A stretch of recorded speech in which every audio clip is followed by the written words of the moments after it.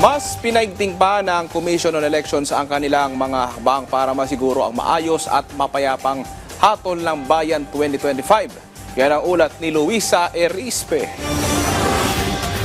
Matapos maglabas ng show cause order ang COMELEC noong nakaraang linggo laban kay Pasig Congressional Candidate Christian Ian Sia dahil sa mga bastos na pahayag nito laban sa mga solo parent, may dalawa na namang show cause order ang COMELEC. Una rito ay laban kay Peter Unabia na isang gubernatorial candidate ng Misamis Oriental. May kaugnayan ito sa kanyang pahayag na magaganda lang dapat ang kumuha ng kursong nursing. Ang kandidato naman sa pagkagobernador sa Batangas na si Jay Ilagan ay nagsabi na mga laos na anya ang kanyang kalaban sa politika. Maaaring ito ay may paglabag sa ating pong anti-discrimination resolution. Tatandaan po natin, yung ating anti-discrimination resolution ay hindi lamang naman para sa kababaihan kundi sa relihiyon. At yan po ay covered po ng resolution na yan. May 3 araw para magsumite ng paliwanag ang dalawang kandidato tulad ng ibinigay na panahon kay Sia.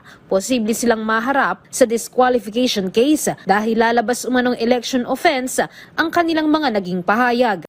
Kung sakaling makita ng task force natin na dapat siyang kasuhan ng disqualification or election offense, yan po yung susunod na at dyan po magkakaroon ng formal na pagpapasagot sa kanya sa pamamagitan ng pag-i-issue ng summons.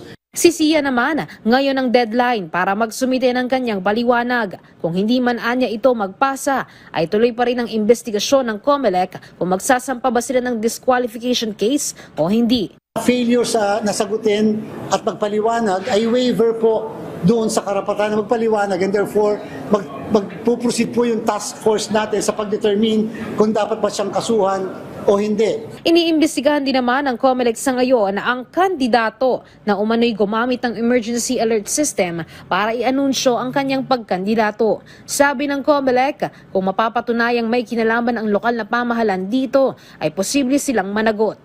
Kung LGU yan, talaga may yung abuse of state resources, napakalawak nun. Paggamit nga ng state resources, pasilidad, equipment ng gobyerno, mako-cover po yan. Number 2, may protocol nga po kasi sa paggamit ng ganyan. Kasi nga po kinukuha yung mga ganyan ng lisensya.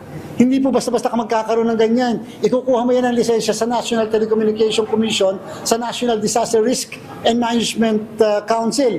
Kung basta ka nagkaroon dyan, bakit ka meron yan?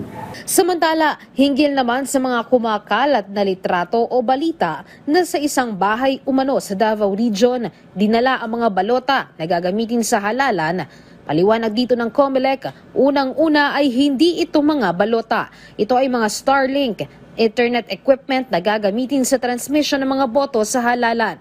Hindi naman din anya responsibilidad ng COMELEC kung saan ito ilalagak dahil ang tanging gamit lang nito sa eleksyon ay internet connectivity.